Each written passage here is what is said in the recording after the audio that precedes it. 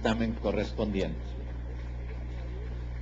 Tiene ahora la palabra el senador Rubén Velázquez López, a nombre propio y del senador José Luis García Salvidea del Grupo Parlamentario del Partido de la Revolución Democrática, para presentar proyecto de decreto por el que se adicionan los artículos 116 y 122 constitucionales.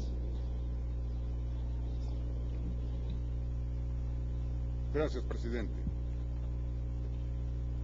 Compañeras y compañeros senadores, la doctrina como la Autoridad Judicial Federal ha coincidido en definir el derecho de alimentos como la facultad jurídica que tiene una persona denominada acreedor alimentista para exigir a otra, o sea, el deudor alimentario, lo necesario para vivir como consecuencia del parentesco consanguíneo, del matrimonio, del divorcio y en determinados casos del concubinato. Por otra parte, la legislación civil o familiar considera a los incapaces o a los padres como acreedores alimentarios. En este sentido, los alimentos consisten en proporcionar la asistencia debida para el adecuado sustento de una o varias personas por disposición imperativa de la ley. Esto es, el derecho de recibir alimentos proviene de la ley y no de causas contractuales, por lo que la persona que reclama el pago de los alimentos por su propio derecho o en representación de menores o incapacitados, solo debe acreditar que es el titular del derecho para que su acción alimentaria prospere. Lo anterior, con base en el vínculo de solidaridad que debe existir en todos los miembros de una familia. Sin duda, la obligación alimentaria proviene o tiene su origen en un deber ético, el cual con posteridad fue acogido por el derecho que lo elevó a la categoría de interés social y orden público, ya que esta obligación jurídica, al no cumplirse, tendrá una sanción que será la condena al pago de una pensión alimenticia fijada por el juzgador, tomando en cuenta el principio de proporcionalidad. Debe hacerse notar que los alimentos, por su importancia y trascendencia para la estabilidad de los miembros de la familia, son considerados de orden público, al grado de que la Suprema Corte de Justicia de la Nación ha estimado en diversas tesis jurisprudenciales que es improcedente conceder la suspensión del acto reclamado contra el pago de alimentos, ya que de concederse se impediría al acreedor alimentario recibir la protección necesaria para su subsistencia, en contravención a las disposiciones legales de orden público que la han establecido, afectándose el interés social.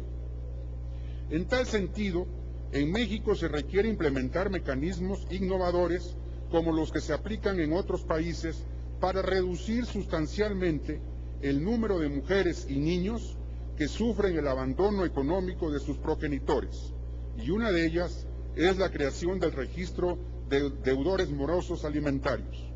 Cabe señalar que en Uruguay, Perú y Argentina se cuentan con sistemas de este tipo.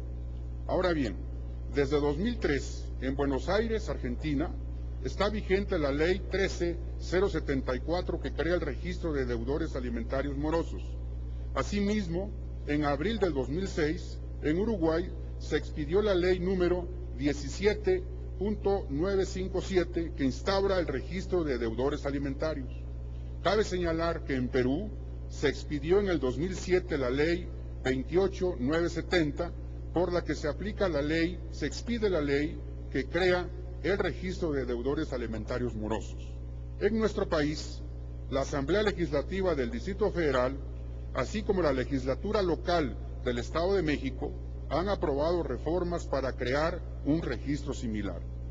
No olvidemos que tan solo en 2010 se registraron 12.000 divorcios en la capital, de los que 10.000 se convirtieron en litigios en donde el tema de las pensiones fue una discusión primordial. Sin embargo, hasta el momento es difícil conocer cuántos de los deudores alimentarios son morosos y quienes de manera dolosa evitan el cumplimiento de su obligación. Con ello, el registro de deudores alimentarios morosos funciona como una estrategia para identificar y coaccionar a los padres de familia que han dejado de proveer los recursos económicos a sus hijos.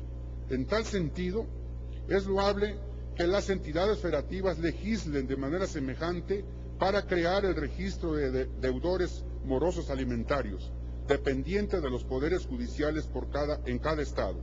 Por ello, el objeto de la iniciativa es el de establecer la base constitucional para que las entidades federativas instituyan, a través de sus poderes judiciales, los registros de deudores alimentarios morosos, a efecto de que la obligación de alimentos deba ser cumplida completa y debidamente.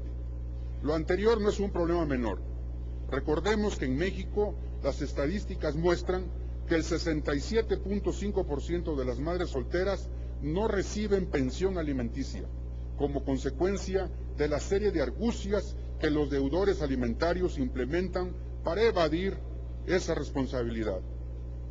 En muchos casos, los deudores alimentarios cambian de empleo o incluso se cambian de ciudad para evadir esa responsabilidad, dejando a sus familias con problemas económicos. Más aún, proponemos que en caso de que no se esté debidamente garantizado el cumplimiento de la asignación anticipada o pensión alimentaria, un juez podrá prohibir al obligado alimentario ausentarse del país, cambiar de residencia o salir de una entidad federativa. Así, con esta base constitucional y una nueva legislación, podremos garantizar la satisfacción del conjunto de necesidades básicas para los niños y demás acreedores alimentarios, de acuerdo al derecho a los alimentos que determina la ley.